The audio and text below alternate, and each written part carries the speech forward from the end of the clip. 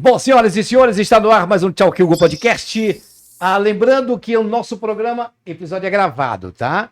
A gente está gravando hoje, no dia 1º de abril, não é mentira. Estamos gravando este episódio no dia 1º de abril, mas se você tem algum comentário, alguma pergunta durante a nossa entrevista, você deixa aí no seu comentário que a gente vai repassar a sua pergunta para o nosso convidado.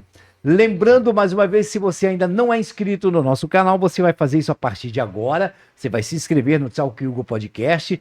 Pode compartilhar também este episódio de hoje. E lembre-se, sininho de notificações. É super importante você também deixar o seu like. E vai compartilhar com os amigos. Tchau Kyugo Podcast. Em breve, vou dar logo um spoiler para você. Nós vamos nos transformar, André, em Hugo Esteves TV. Mas isso aqui, não vou, só dou um spoiler. Vamos transformar o nosso podcast em Hugo Esteves TV. Tá legal? Tá dado o recado e a gente vai conversar hoje sobre um assunto super interessante. Aliás, qual é o assunto que não é interessante no nosso canal? Diga aí. Chegando a época da declaração do imposto de renda. Você tem dúvidas? Quais as dúvidas frequentes na tua cabeça sobre imposto de renda? Você aí de casa, você tem um contador na sua vida? Eu acho que todo ser humano que se preza tem que ter um barbeiro ou um cabeleireiro, tem que ter um médico e um contador. São as 3 regras básicas para você viver. Por isso, eu vou conversar hoje com o Rafael Viana. Ele é... Eu vou falar CEO, tá? CEO. CEO é bonita essa palavra. CEO Rafael Viana, da JV Contabilidade. Essa empresa existe há mais de 65 anos no mercado. E tu é a segunda ou terceira? Terceira geração. Terceira geração de contador. Ciências Contábeis. Isso. Tá. É uma ciência humana, né? Não é exata. Não é exata, é humana. Não é exata. É humana. Humanas. Isso. Tá. Antes da gente conversar sobre o imposto de renda, sobre as nossas dúvidas, o Rafael, quem é que fundou? Foi teu avô? Como é que foi? Conta um pouco da história dessa JV Contabilidade, que já tem 65 anos, só para a gente depois entrar nas perguntas. Vamos lá. A JV Contabilidade foi fundada pelo meu avô, né, Júlio Viana, que inicialmente ele era uma empresa familiar, né, com meu pai, meus tios, e devido, né, uma ascensão já da época, né, como você bem disse, todo mundo precisa de um contador em algum momento da sua vida. Tô falando para você, como é que eu falei? É cabeleireiro ou barbeiro, médico e contador. Sempre vai aparecer, Sempre. Né? E então, com o avançar, né, da contabilidade, né, o crescimento naquela época da quantidade de empresas, meu pai terminou também assumindo, né, a função, e com a aposentadoria do meu avô, ele, consequentemente, deu sequência a esse legado, né? Desculpa, mas teu avô já morreu? Meu avô já morreu. Já morreu. Já morreu, já. Mas meu pai já se aposentou, então tá tudo bem. Teu pai já se aposentou? Se Já, aposentou de certa cedo. forma, ele preferiu, né, após a pandemia, dar uma parada e ficar mais na parte tática, né, estratégica e do cliente, que também é muito importante, né? Deixa eu fazer uma curiosidade aqui. Quer dizer, teu avô, na época, já tinha faculdade de ciências contábeis, na época do teu avô? E ele se formou pela Católica. Na época ele já tinha. Caraca, velho! E se, eu não sei se ainda tem um curso de ciências contábeis na Católica, eu acho que acredito que sim. ainda né? tem. Será tem. que ainda tem? Vou tirar essa dúvida, depois eu falo. Sim. Caraca, ele se formou na Universidade Católica de isso. Pernambuco. Teu pai também? Já meu pai, como ele já estava dentro da contabilidade, ele optou por fazer o técnico de contabilidade, né? Então, Que na época também era uma permissão, né? Que você poderia ser técnico de contabilidade ou bacharel em contabilidade. sei. Né, que ambos você poderia exercer a função. Atualmente é mais os contadores, né? De formação que podem exercer como Mas ele foi um autoridade. autodidata. Ele começou né? que ele começou a trabalhar com meu avô com 13 anos de idade. Aí você dentro de casa, né, aprende, né, todo o ofício, né, de uma forma mais rápida e prática dentro do negócio, como né? tem jornalistas, os jornalistas mais antigos, os repórteres mais antigos, quase nenhum deles é formado. Tudo veio da época que não tinha uma faculdade de jornalismo ainda. E tem muito repórter até hoje que não é formado em jornalismo, mas é o autodidata, é o cara que aprendeu no dia a dia, no cotidiano. Aí, cara, tu ingressou já é a terceira geração. Isso. Veio contigo quem? Só o Rafael ou quem da família, quem trabalha contigo? Na verdade, meus irmãos, eles também trabalham, né, comigo, mas a frente realmente da contabilidade, porque eu entrei lá na JV praticamente com a mesma idade, meu pai, 13 anos. 13, 14 anos. Isso, já do advento da instalação e a parte de computação, né, que eu peguei toda essa época de máquina de escrever, né, aquelas máquinas antigas, peguei tudo isso. Bicho, tu é muito novo, peraí. Mapa fiscal, tudo isso. Todas elas. Hamilton, como é? Hamilton, isso. Todas elas a gente passou, né? Tanto, eu fui o primeiro computador do escritório, praticamente quem implantou fui eu. Mas tu não pegou a máquina... Tu pegou a elétrica. Não, já peguei a máquina dura ali, que você tinha que trocar as letrinhas, fazer manutenção. Jura mesmo, cara? Juro. Que doideira. Mas, assim, dando suporte sempre ao meu avô, ao meu pai, né? Fazendo aquele acompanhamento daquela migração para a parte, né, de dados e processamentos que se tinha na época, né? Então, com essa instalação dessa parte computacional, a gente foi ganhando cada vez um pouco mais de espaço no mercado. E a minha primeira formação, na verdade, é técnica em informática, né? Eu fui TI, tecnólogo primeiro. Olha. Tentei fugir, vamos dizer, da contabilidade, mas a veia realmente de contador falou mais forte. Então, eu me formei primeiro em tecnologia da informação, para depois ser bacharel, né, em contabilidade. E aí fiz pós-graduação em planejamento tributário, em direito tributário, para dar sequência, né, a esse novo momento da contabilidade, uma contabilidade mais estratégica, mais próximo, né, do cliente, trazendo realmente um posicionamento diferenciado, né, para esse novo momento que a gente vive. Cara, eu sempre digo que a profissão de contador, eu tenho um contador, quem sabe um dia, quando a minha renda estiver mais alta, eu vou para a JV Contabilidade. Eu digo que o contador, cara, ele trabalha também como psicólogo. Porque para o teu cliente entender que ele tem que pagar taxa, tem que pagar um imposto, e vocês funcionam praticamente como psicólogo, não? O caminho não é esse, vamos pelos meios legais. Cara, não é? Tem que ter paciência de Jó, meu amigo, para aguentar um cliente que não entende, que a maioria não entende. Por que paga, por que tem que pagar, o refis, eu quero fazer refis, o que é refis? Como é que funciona essa tua psicologia com o cliente, cara? Pra explicar, que eu acho complicado. Olha, hoje a JV ela tem já um diferencial por tanto tempo no mercado, como ser uma empresa de soluções e automaticamente o que vem muito do boca a boca é aquele cliente que está com algum problema. Então, quando ele já chega, ele já passou por todos os psicólogos possíveis. Ele já está perto de quebrar, ele já está perto de uma situação muito difícil, né, de continuidade de empresa, né, tanto que a gente já salvou algumas empresas nesse sentido.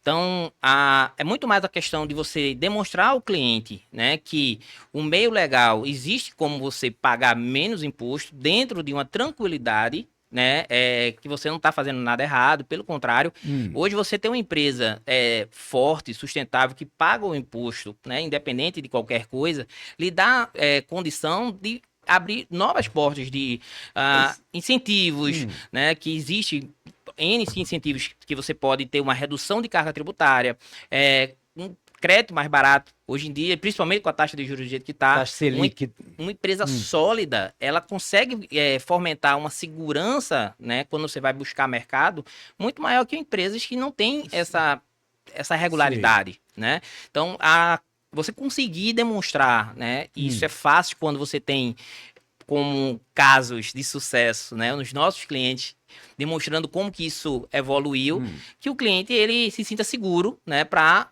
abraçar as estratégias e entender como tem que pagar melhor os seus impostos. É o que eu digo, que é uma profissão de confiança de mão dupla.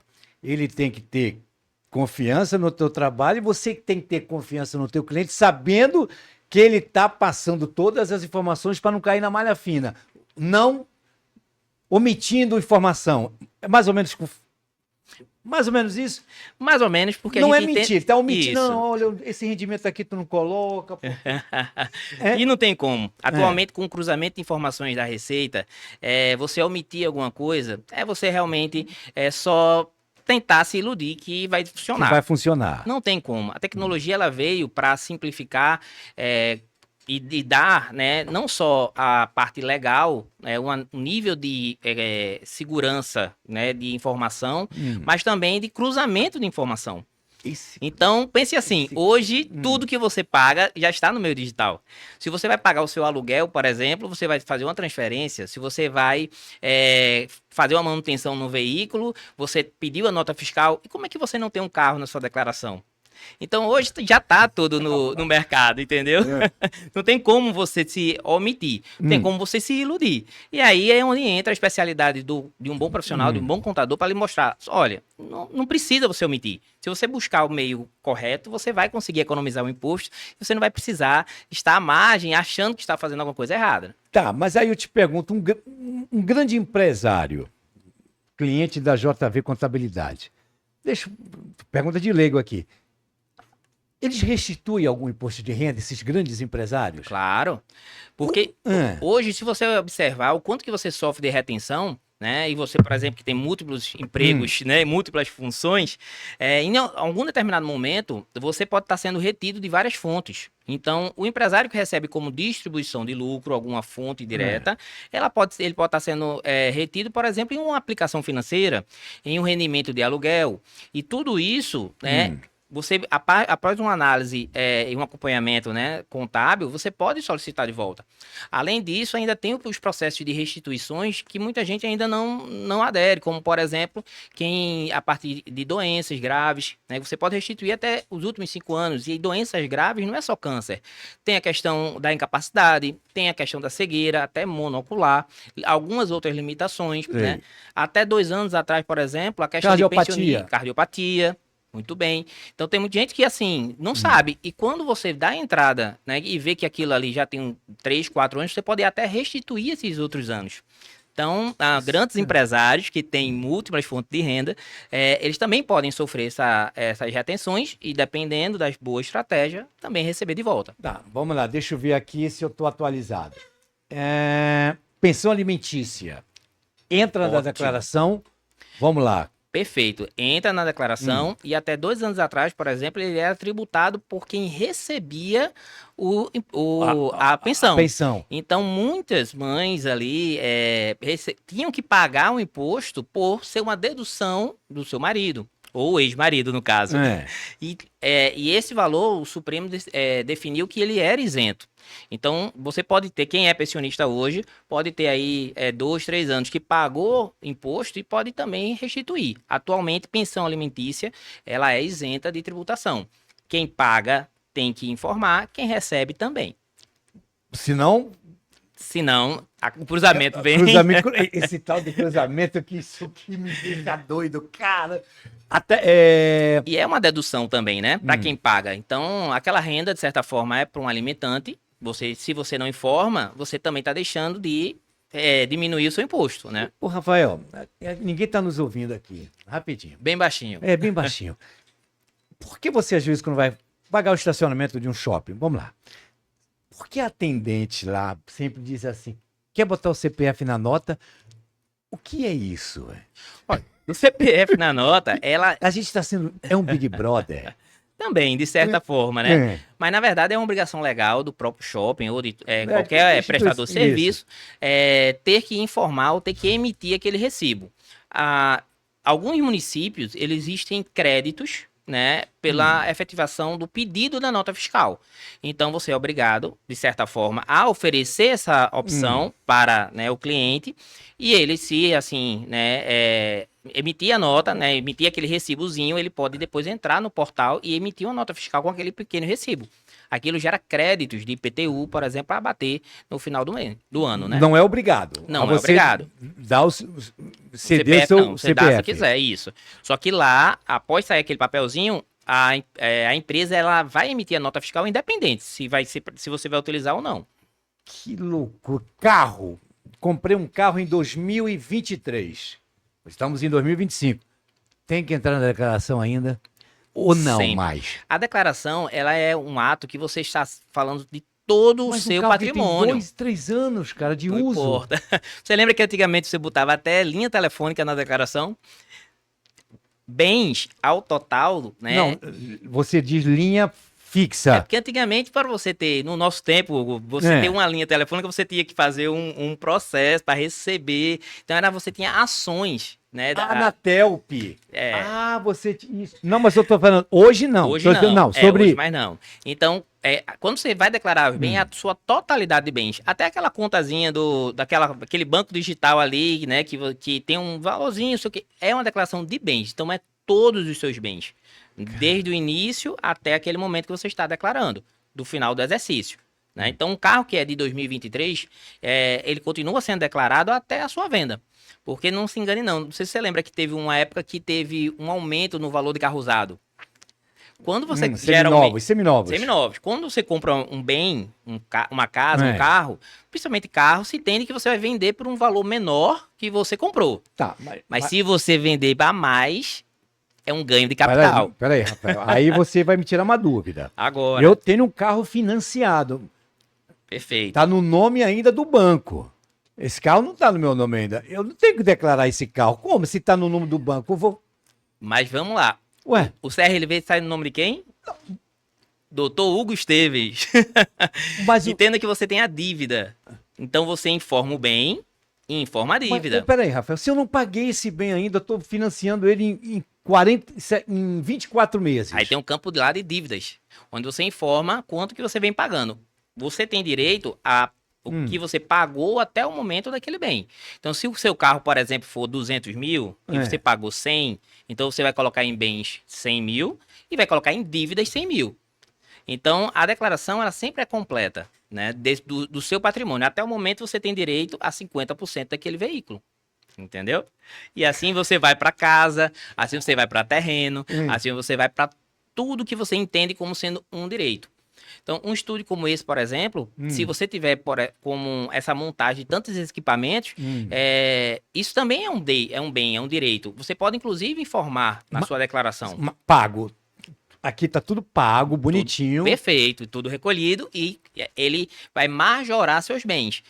Você vai conseguir consolidar seu patrimônio. Porque se você for vender esse estúdio de portas fechadas, como é que você vai informar que você recebeu 100 mil reais dessa venda, se não tinha nada do seu patrimônio? Tá, peraí. Então são pontos estratégicos, né? Então vamos lá, peraí, vamos para a aula prática. Aí aqui eu tenho 3 câmeras, eu tenho spot, eu tenho tudo. Eu vendo porteira fechada, como se diz, né? Porteira fechada. Eu quero vender porteira fechada aqui, 30 mil reais. O cara comprou, toma, Hugo, 30 mil reais. Esses 30 mil reais vai ser depositado numa conta, na minha conta. Perfeito. Eu tenho que declarar esses 30 mil reais de uma equipe, mas eu tenho que especificar dentro da minha declaração que foram 3 microfones, que foram 3 câmeras, que foram... Perfeito. É isso? É isso. Se isso você... Porque entenda que isso é um bem de valor que você não deprecia a curto prazo. E você pode vendê-lo dessa forma. É feito um consultório de um médico, um dentista principalmente. Aqui, um consultório médico, nós temos na JV alguns dentistas também, médicos, para você montar no mínimo 50 mil. É aquela cadeira né, perfeita. E agora você vai, isso, né? Tem milhões ali de aparelhos, de instrumentos cirúrgicos. Então aquilo é muito caro. E muitas vezes você financia para poder montar. Então é um bem. Né? E quando você vai vender o consultório, geralmente você vende de portas fechadas. Isso. Então, como é que você justifica entrar 50 mil do nada, né, de uma venda de um equipamento que não estava registrado na sua declaração? Então, quando você pensa que aquele bem pode ser vendido futuramente neste sentido, que você precisa justificar, e por isso o carro de 2023, ele é importante ser informado lá. Hoje a limitação de bens é 800 mil reais. Só que se você tem um apartamento de 400 e um carro de 100, com mais uma conta, com mais um terreno, passou os 800. E aí você vai pegar esse carro e vender. Só que se você não informou, você não tem como justificar então, naquele momento. Eu fiquei claro, então tá muito claro agora na minha cabeça. Meu apartamento, por exemplo, tá no nome ainda da construtora, não passei, não. Paguei o TBI, pago imposto, o PTU ainda está no nome da construtora, mas a Neoenergia está no meu nome, e eu tenho que declarar, mesmo assim. Bem, eu fiz a compra. Isso, lá tem bem em aquisição. Porque você não tem ainda a titularidade, mas você tem a posse. Porque já é seu. Não tem como se esconder. Infelizmente, hoje, né, você precisa se proteger, né? Tá. Ocultação de patrimônio é uma multa de 70%. Do que vale um apartamento. Quer dizer, se vale 400 mil apartamento... Esqueci de informar, entendeu? Eu não sabia. Se caracterizar que você fez isso de forma intencional, você pode ter que pagar uma multa de 70%. Então, é um valor... Em cima dos 400? Em cima dos 400. Pô, Rafael, caramba, velho, tu também só tá botando pra lascar com a gente. Vamos lá. Eu sempre vejo os amigos. Vou abrir uma empresa. Hoje é tão fácil abrir uma empresa na Giuseppe, né? Vai ali, na rua do... Hoje Imperial. Imperial, isso. Mas nem precisa ir mais. Não hoje, precisa, né? mas tem gente que ainda vai, né? Isso. Abrir é uma maravilha. Continua sendo uma burocracia para fechar ainda? Não, pelo contrário, é muito simples. Antigamente se tinha aquela ideia que para fechar uma empresa você não podia estar devendo, né? Hoje em dia... Estava devendo a quem? Ao banco? Imposto. Né? Você tem que regularizar todos os impostos para poder você dar baixa na empresa. E isso não necessariamente precisa ser feito hoje em dia. Você pode encerrar uma empresa a qualquer momento. O cuidado é que se você tiver débitos lá, automaticamente seu CPF absorve... Débitos aonde, Rafael? Na Receita Federal, na Secretaria da Fazenda. Quando você encerra uma empresa, né, existe lá o distrato social, onde ele deixa claro que o sócio ele recebe os ativos e os passivos daquele encerramento da empresa. O ativo é o que tem de bom. O passivo é o que ficou de pendência. Então, o ideal é que antes de encerrar qualquer empresa, inclusive um MEI, é bom você procurar um contador, fazer um levantamento de como é que está, tirar todas as certidões antes de encerrar. Né? Se você está em processo de estar pagando algum parcelamento, algum refis, aí sim, o ideal é você dar uma suspendida naquelas operações e ir regularizando, né? Para deixar seu CPF tranquilo. Tá, aí quando você abre uma empresa na Giuseppe, vê se ainda é assim. O contador pergunta, qual é o capital? Aí você, bota aí 10 mil. E não existe esse dinheiro. Esse dinheiro é fictício.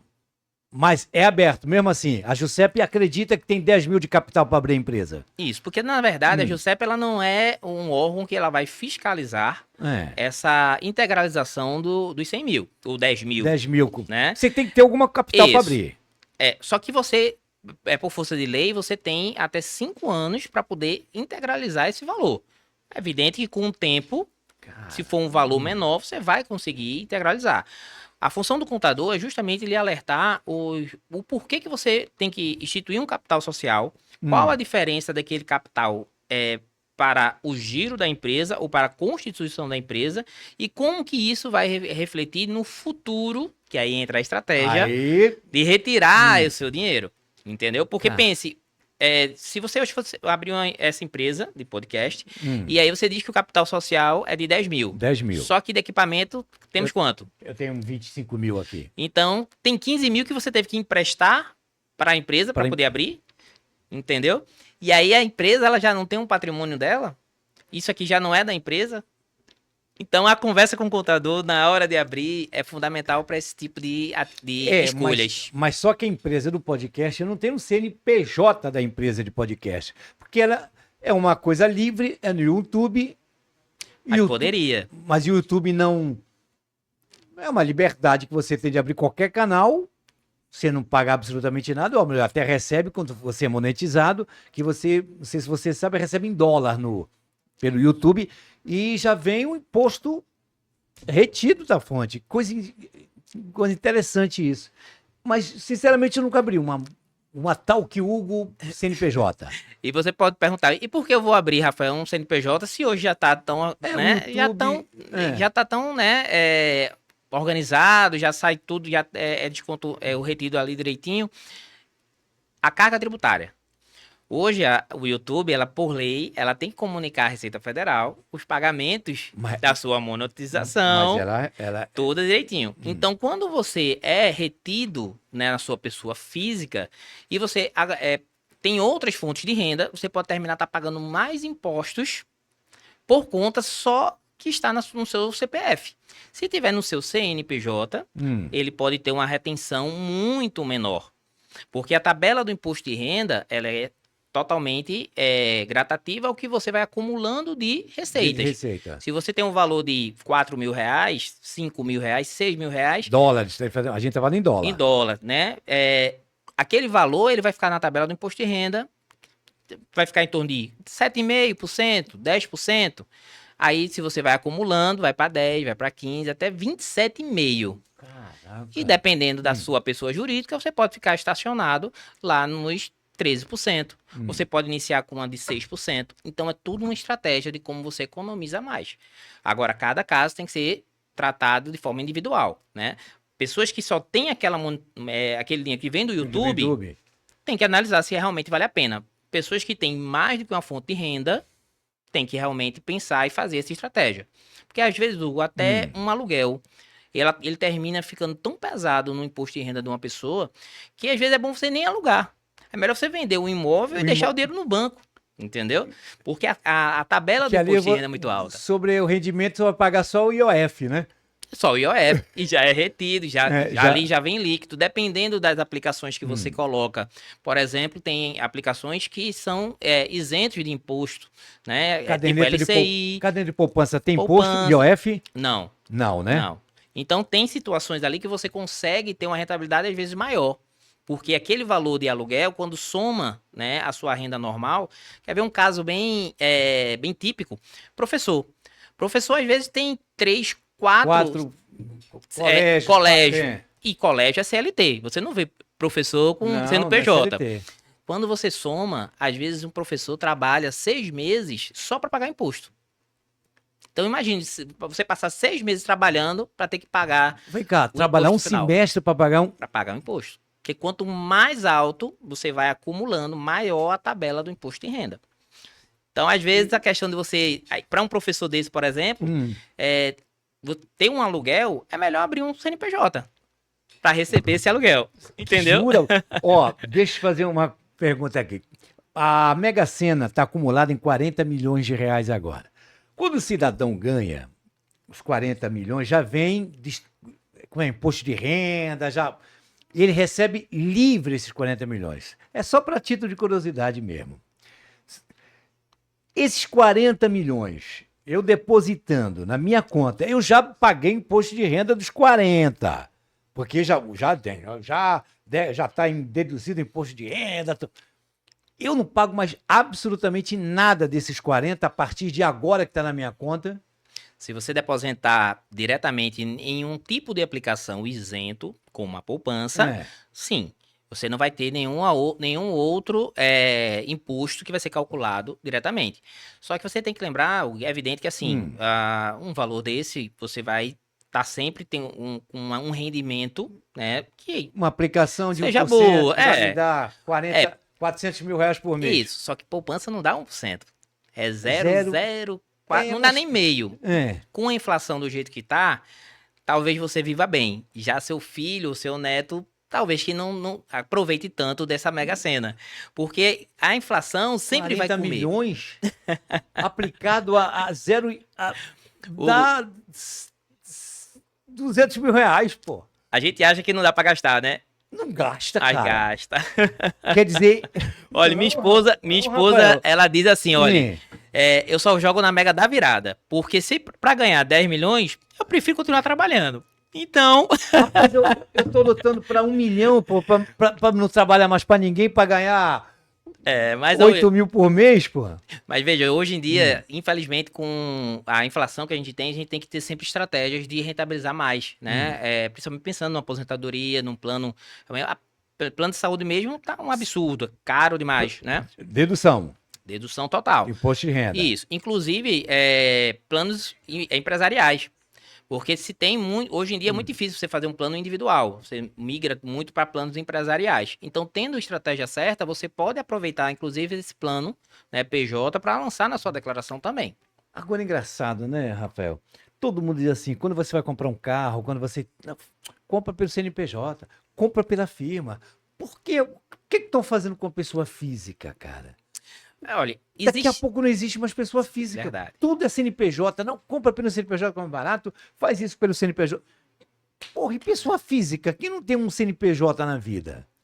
Hoje em dia, você está amparado sempre com uma estratégia de como você economizar é fundamental para até você ter sobrevida de empresas e até de profissionais.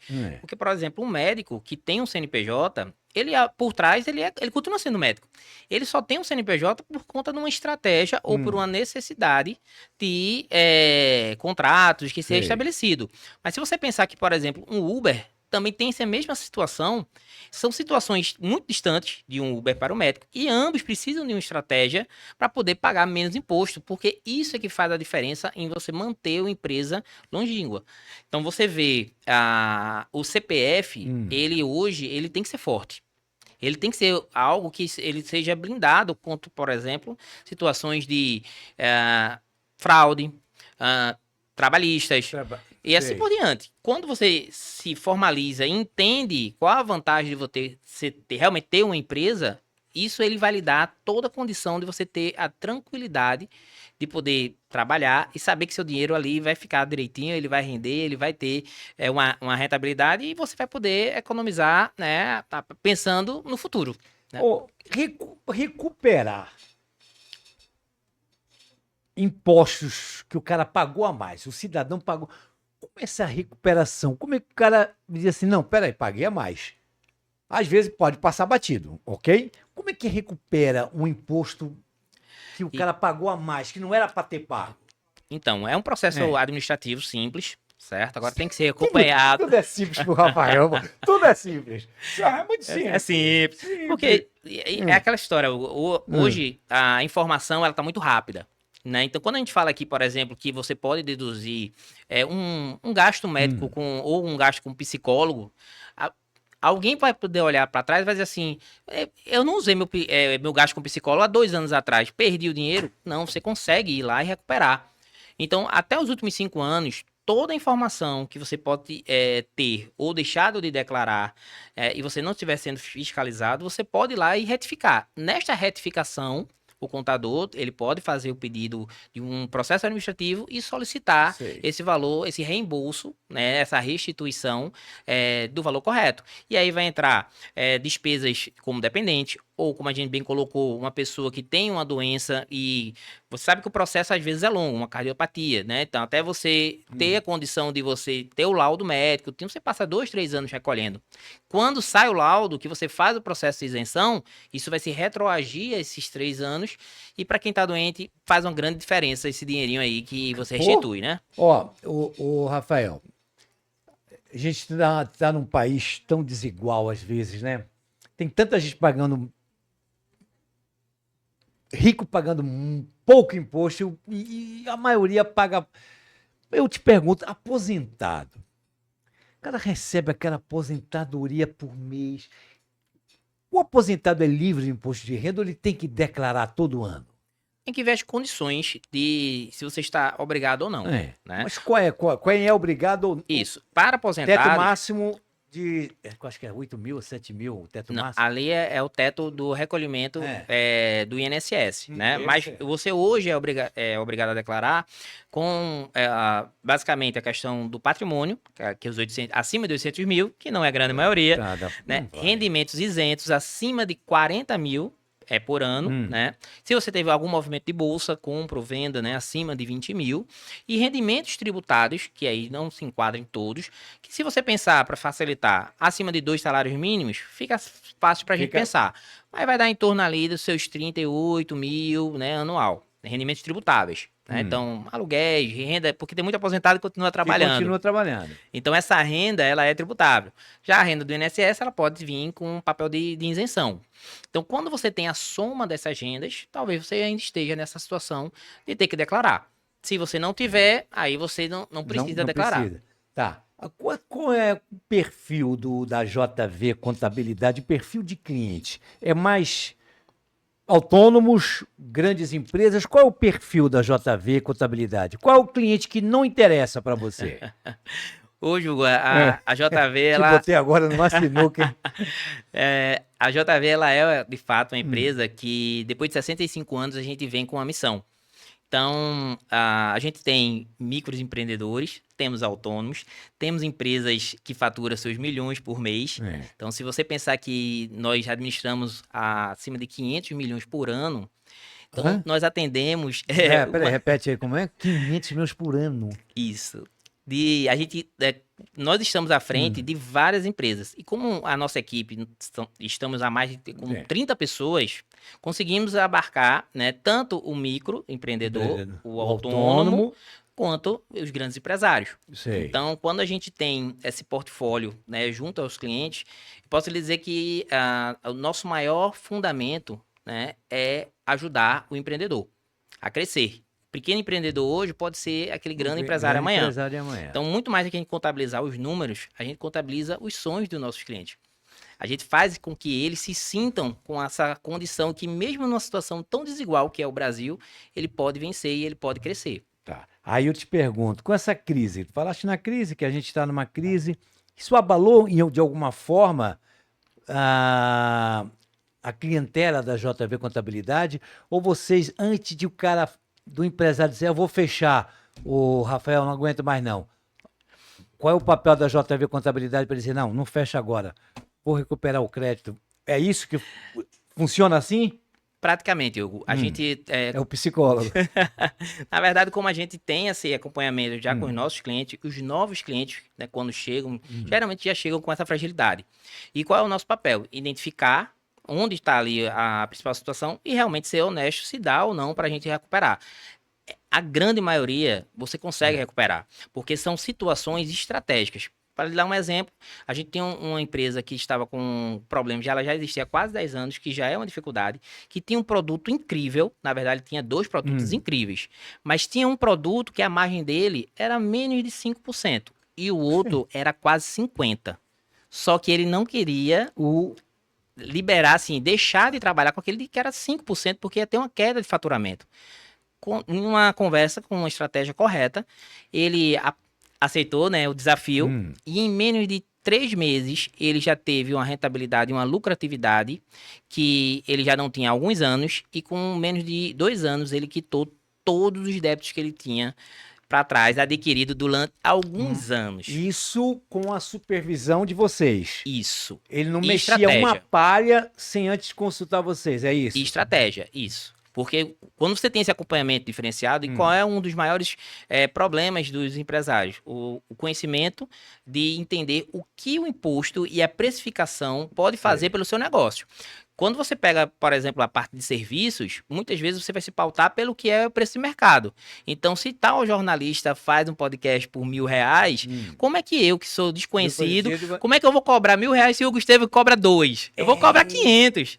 Só que ele não sabe a energia, ele não sabe o custo do equipamento, e aí ele vai ver manutenção. Então, tudo isso, quando você vai pro final do mês, que o dinheiro entrou, quando chegou aquele DARFzinho do dia 20, cadê o dinheiro?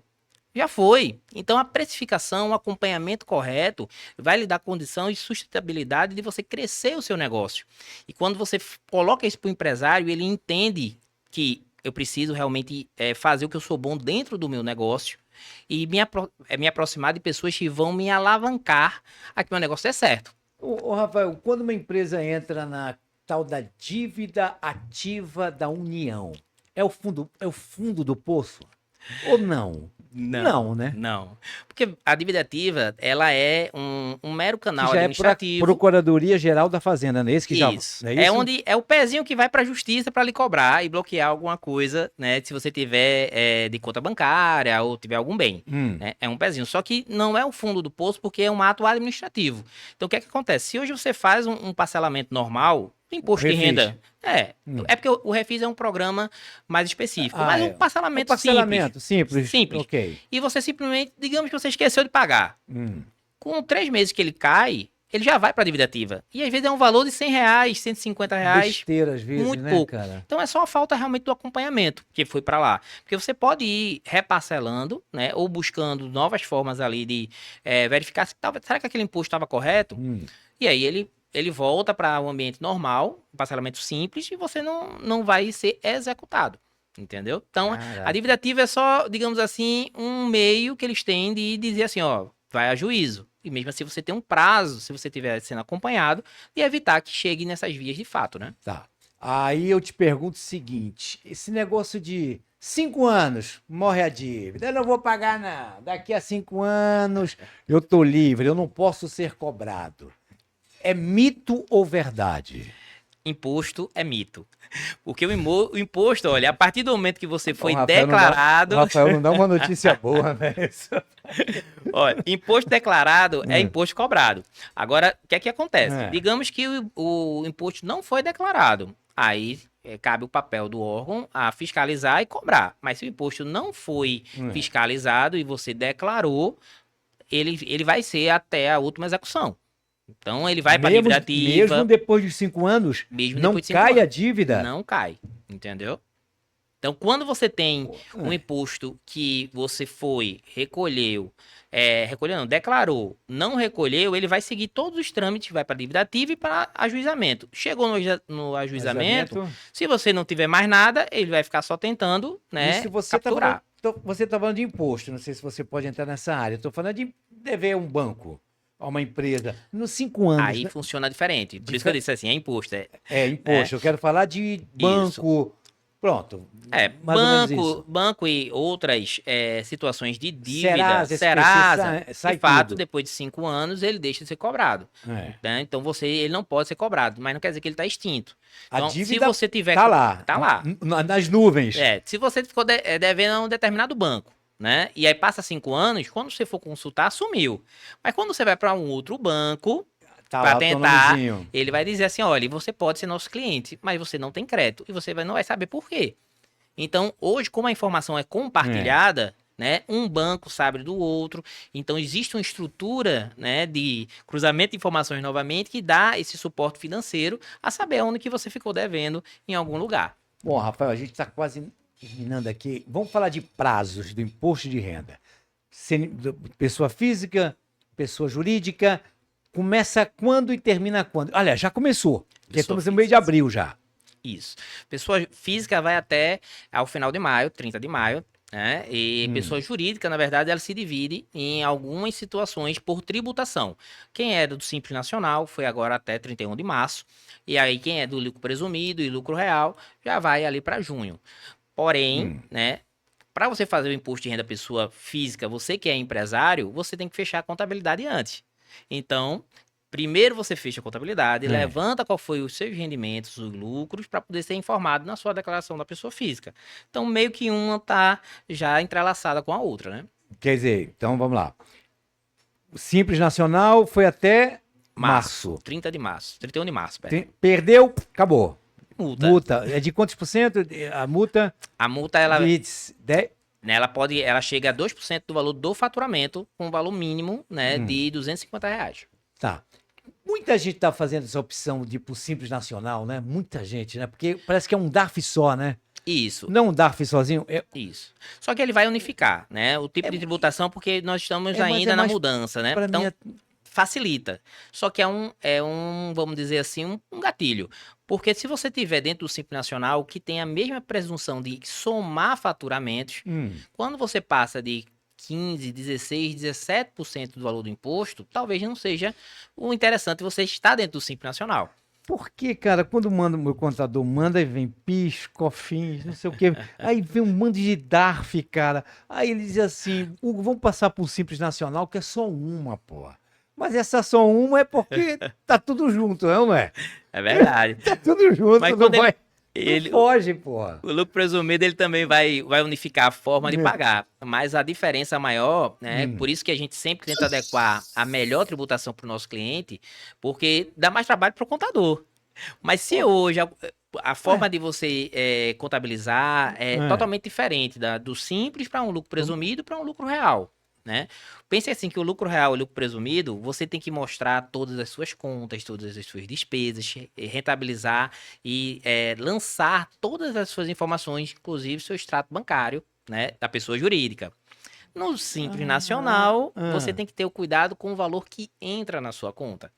Então, é mais simplificado a forma de você fazer a escrituração. A responsabilidade é a mesma, né? Porque eu não sei se o amigo sabe, hoje o contador responde igualmente ao empresário. Então, nós temos uma responsabilidade, né, compartilhada pelas informações. Os dois podem responder Os dois respondem, né? criminalmente. E civilmente por qualquer ato que pode estar sendo feito chamar. na declaração. Tu jura, velho? É. Rapaz, esse negócio de tornozeleira. Então você tem que mandar de mão dada com o seu contador balançando, por entendeu? isso que logo quando eu comecei o papo aqui, que é uma confiança de mão dupla, pô. É verdade. Já pensaste, tu cara te dizer, omitir informação, tá, ok.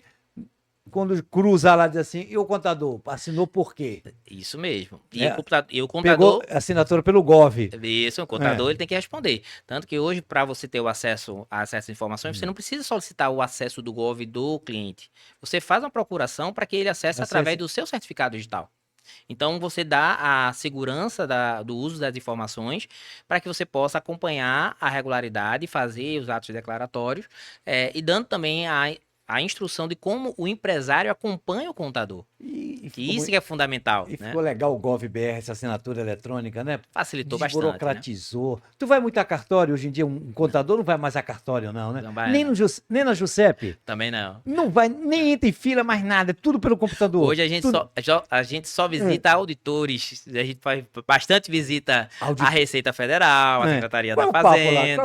Qual é o papo lá? Que assim, como é a visita? Não, só agradecer como que as informações estão indo todas em ordem, isso que é importante. Ele não fala. Então, gente, comecei.